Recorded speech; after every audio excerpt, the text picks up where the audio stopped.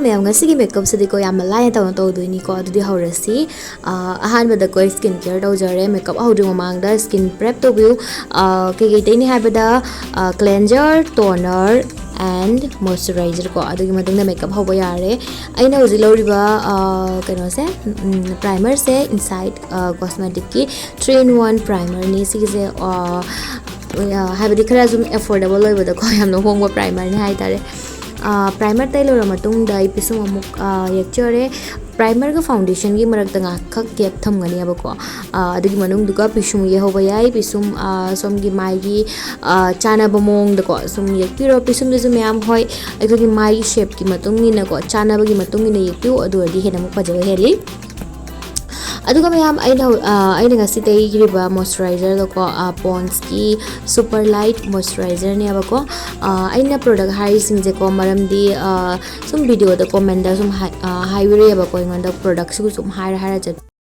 khotpi wana ko maram aduna ne bako Pond's super light moisturizer je handak sei si season ne yaba maram di gi skin je hauji combination oi le re bako maram aduna pisum se klora matung da concealer ama laure aduga brush flat brush ama lauraga pisum se ko mata da fajana sum kakpi ni hai tare mayam hoji mai se ordana mayam uring kuthok je mayam sigi se mayam cover da una bagi da magda conceal ta udunya bako hoji mayam uring se karamna khumgani habado mayam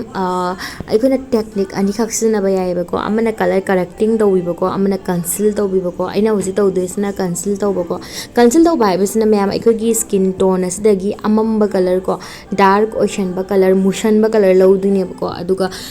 color correcting tawi baibisna aikogi kai hai tare colorful oiba concealer lawdune bako mayam aikogi orange color green color gumbado adugumado aikogi uring gi da kai kaksidadi aikogi asang ba machugi concealer sina bigani aduga dark circle laiba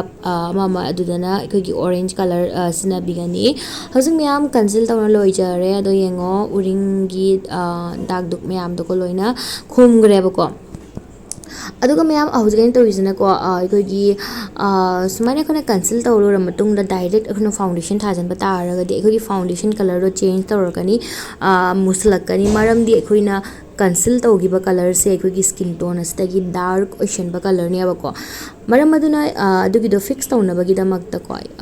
loose powder म लौरगा इना डेप तौना नानबिरमे loose powder नत्रगा so अखोगी concealer न को कंसीलर लौदुइ से अखोगी स्किन टोन असिगा चानाबा कंसीलर म लौरगा लेयर अमखा तैबिरम बयाई but I ngasi se ko am layer tation base pam dabagi maramna loose powder am lawraga set tawbirame adugi mathak tuga foundation aina lawriba foundation se Maybelline Fit Me gi foundation ni asigi lawrani lawraga ahan badako daklaw na koina beauty blender amadi brush na tai dabi dako finger gi mateng na mai sing se loina dot tawna loina sandok pigani samai sandok pasna ko gi blend taw matam da ko evenly fazat tawna spread oirabanina loina ka haidi evenly fazana blend oyebako sum khara sum lai hal hai tare aduga myam aikoina foundation je kadoida kyam yam na tai ba kholiba loina simaina aikoina khangwa ngami dana ko aikoina direct brush natroga beauty blender lawraga dak tation mata aragadi togi foundation gi quantity do adu mafam rang khangda mi myam maram aduna ahan mada sumaina do taw loina sandok pigani adugi matungda beauty blender ma lawraga fazana blend taw bigani beauty blender na blend taw gera brush na blend taw gera khut na blend taw doira ko adudi adumgi apamagi matungina leire ko aigi onadi beauty blender na blend tawbase yamna pamsei khwaidagi easy myam khwaidagi easy amadi yangba as ayang base ko akogi beauty blenders na hele bako aduga myam natural finish su pibi loina na ko akogi foundation kai kakse yamna long lasting oheli myam ngaksam amadi na kong teba ka ubigunu myam aigi video da yamna ngaksam na kong teba se uttabani ko ai last sum tai ni myam tai da banatte ko concealer ama laure hojik lauriba concealer sana highlighting concealer haisina mayam aikogi skin tone asdagi ko light uithokpa concealer oiduni ba ko mayam yengo conceal tawbagi damak dasina baduna dag duk khumna bagi damak dasina kiba concealer dona aikogi skin tone asdagi mamjhan ba color ni aba ko mustan ba color ni aduga highlighting pina bagi damak dasina riba concealer sana aikogi skin tone asdagi light uithokpa ko concealer ni shade ani rom light uithokpa concealer sana bigani aduga highlighting area sing do ko aikogi mid makha adagi laibag chinban mapan mayam somna highlighting pinning ba area sing do aduda sum taibiro aduga phajana blend tawgani mayam beauty blender sina kuna ka chin yona blend tawgani phajana blend tawringe gi khoi makeup to yengo matamda natural somali aduga masana na taidana mayam maramaduna blend tawbasta matam yana changhan biu aduga mayam beauty blender na blend se yengo mayam blend tawbagi khutau se ko khigi dep sain tha duni ba ko khigi drag tawre hai tare mafam amade ko ching ga blend tawre mayam set tawnabgi damakta compact powder ma lauraga ahan da ko under eye area adagi khigi smile lines adugum do mayam hana set tawgani ba ko maramdi ko mayam crease yang tawna la idina ko mit che khigi kutup kusin tawbani ko yang tawna crease lak phai tare ko aduga excess products in the loina brush ma lauraga loina nanthok charani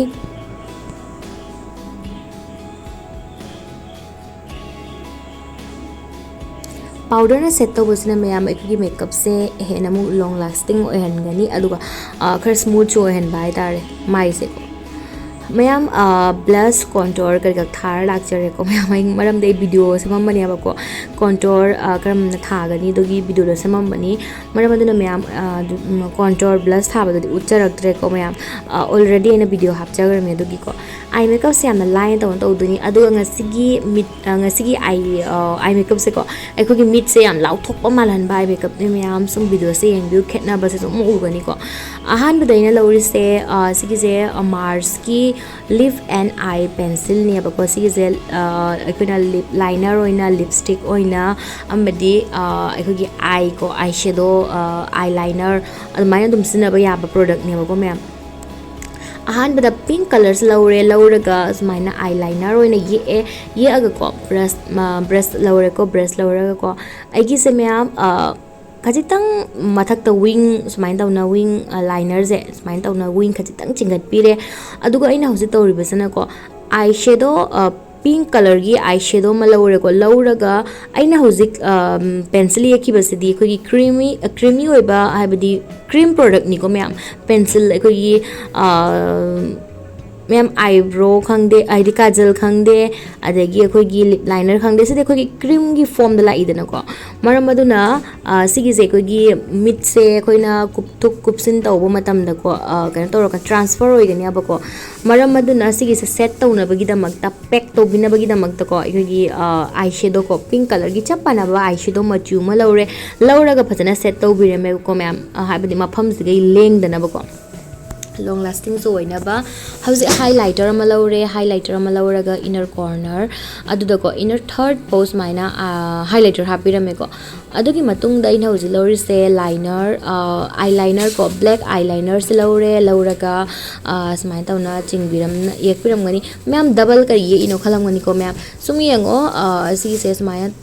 khutau je ko khagi mid se sum lauthok khotok pa malali hai tare sum phajahali ma'am try to bi da borga di try to ra am tang yengbiyu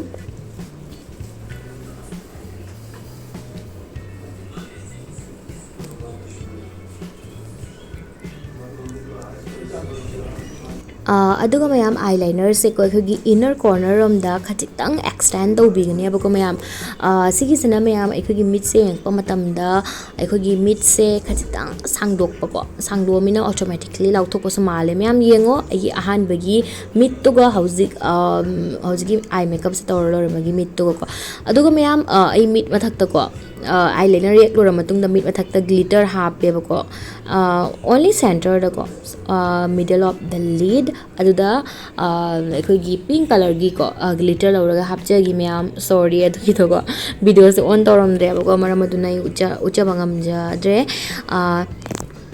ꯑꯗꯨ ꯂꯣꯏꯔ ꯃꯇꯨꯡꯗ ꯃꯌꯥꯝ mascara ꯐꯖꯅ ꯇꯩꯒꯅꯤ ꯑꯩꯈꯣꯏꯒꯤ upper lash line ꯑꯃꯗꯤ lower lash line ꯗ ꯐꯖꯅ ꯇꯧꯅ mascara ꯁꯦ ꯇꯩꯕꯤꯒꯅꯤ ꯃꯌꯥꯝ ꯍꯧꯖꯤꯛ ꯌꯦꯡꯉꯣ ꯑꯩꯒꯤ ꯃꯤꯠꯁꯦ ꯑꯩꯈꯣꯏꯒꯤ ꯂꯥꯎꯊꯣꯛꯄ ꯃꯥꯜꯂꯦꯕꯀꯣ ꯑꯗꯨꯒ ꯃꯌꯥꯝ ꯈ꯭ꯋꯥꯏꯗꯒꯤ important ꯑꯣꯏꯕ white kajal ꯀꯣ white kajal ꯁꯦ ꯃꯌꯥꯝꯁꯤꯅ ꯑꯩꯈꯣꯏꯒꯤ ꯃꯤꯠꯁꯦ ꯌꯦꯡꯕ ꯃꯇꯝꯗ ꯑꯩꯈꯣꯏꯒꯤ fresh ꯑꯣꯏꯊꯣꯛꯍꯟꯕ ꯑꯃꯗꯤ ꯂꯥꯎꯊꯣꯛꯄ ꯃꯥꯜꯍꯜꯂꯦꯕ ꯃꯤꯠꯁꯦ ꯀꯣ ꯃꯌꯥꯝ ꯀꯩꯒꯨꯝꯕ white kajal ꯂꯩꯇꯕ ꯇꯥꯔꯒꯗꯤ ꯑꯩꯈꯣꯏꯒꯤ nude kajal ꯀꯣ nude kajal ꯑꯩꯈꯣꯏꯒꯤ skin color ꯗ ꯂꯥꯛꯄ kajal ꯗꯣ ꯑꯗꯨꯒꯤꯗꯣ ꯁꯨ ꯁꯤꯖꯤꯟꯅꯕ ꯌꯥꯏ ꯀꯩꯝ ꯀꯥꯏꯗꯦꯀꯣ ꯑꯩ false eyelash ꯁꯨ ꯅꯞꯆꯔꯦ ꯑꯗꯨꯒ ꯃꯌꯥꯝ ꯑꯔꯣꯏꯕꯗ setting spray ꯆꯥꯏꯕ ꯀꯥꯎꯕꯤꯒꯅꯨ I am so sorry ꯃꯌꯥꯝ setting spray ꯆꯥꯏꯕꯒꯤ ꯀ꯭ꯂꯤꯞꯇꯨꯁꯨ ꯀꯣ ꯚꯤꯗꯤꯑꯣꯁꯦ ꯑꯣꯟ ꯑꯣꯏꯍꯧꯗꯕꯀꯣ ꯑꯗꯨꯒ ꯃꯌꯥꯝ already lipstick ꯊꯥ ꯂꯣꯏꯔꯕꯅꯤꯅꯀꯣ ꯃꯦꯀꯞꯁꯦ ꯁ꯭ꯋꯥꯏꯁꯤꯗ ꯁꯨꯝ ꯂꯣꯏꯔꯦꯕꯀꯣ ꯃꯌꯥꯝ ꯁꯤꯅꯤ ꯉꯁꯤꯒꯤ final look ꯉꯁꯤꯒꯤ ꯑꯥꯏ ꯃꯦꯀꯞꯁꯦꯀꯣ ꯇ꯭ꯔꯥꯏ ꯇꯧꯅ ꯌꯦꯡꯉꯣꯀꯣ ꯌꯥꯝ ꯂꯥꯏꯗ꯭ꯔꯦꯀꯣ ꯌꯥꯝ ꯂꯥꯏꯔꯒ ꯑꯗꯨꯒ ꯌꯦꯡꯕ ꯃꯇꯝꯗꯁꯨ ꯑꯩꯈꯣই ꯃꯤꯠꯁꯦꯒ ꯂꯥꯎꯊꯣꯛꯄ ꯃꯥꯜꯂꯦꯕꯀꯣ ꯃꯌꯥꯝ ꯁꯤꯅꯤ ꯃꯌꯥꯝ ꯉꯁꯤꯒꯤ ꯐꯥꯏꯅꯦꯜ ꯂꯨꯛ ꯄꯔꯄꯜ ꯀꯂꯔꯒꯤ ꯀꯣꯏꯅ ꯁꯥꯔꯤ ꯏꯜꯂ ꯂꯥꯛꯆꯔꯦ ꯑꯩꯈꯣꯏꯒꯤ ꯑꯥꯏ ꯃꯦꯀꯞꯁꯦ ꯄꯤꯡꯛ ꯀꯩꯀꯩ ꯇꯧꯕꯅꯤꯅꯀꯣ ꯄꯔꯄꯜ ꯀꯂꯔ ꯄꯤꯡꯛ ꯀꯂꯔꯒꯤ ꯃꯆꯨꯒꯤ ꯑꯥꯎꯠꯐꯤꯠꯀꯀꯣ ꯌꯥꯝꯅ ꯐꯖꯒꯅꯤ ꯍꯥꯏꯇꯥꯔꯦ ꯌꯦꯜꯂꯣ ꯀꯂꯔꯒꯁꯨ ꯐꯖꯅꯤ ꯁꯤꯅꯤ ꯃꯌꯥꯝ ꯉꯁꯤ ꯑꯩꯒꯤ ꯚꯤꯗꯤꯑꯣꯁꯦ ꯀꯩꯒꯨꯝꯕ ꯃꯌꯥꯝ ꯑꯩꯒꯤ ꯃꯦꯀꯞ ꯂꯨꯛꯁꯦ ꯄꯥꯝꯕꯤꯕ ꯇꯥꯔꯒꯗꯤ ꯚꯤꯗꯤꯑꯣꯁꯤꯕꯨ ꯂꯥꯏꯛ ꯃꯆꯥ ꯑꯃ ꯇꯧꯕꯤꯔꯝꯃꯒ ꯆꯠꯄꯤꯌꯨꯀꯣ ꯂꯥꯏꯛ ꯇꯧꯕꯤꯔꯝꯃ ꯆꯠꯄꯤꯌꯨ ꯑꯗꯨꯒ ꯆꯦꯅꯦꯜ ꯑꯁꯤꯗ ꯑꯅꯧꯕ ꯆꯪꯕꯤꯔꯛꯄ ꯑꯣꯏꯔꯒꯅ ꯁꯕꯁꯀ꯭ꯔꯥꯏꯕ ꯇꯧꯕꯤꯔꯝꯃꯣ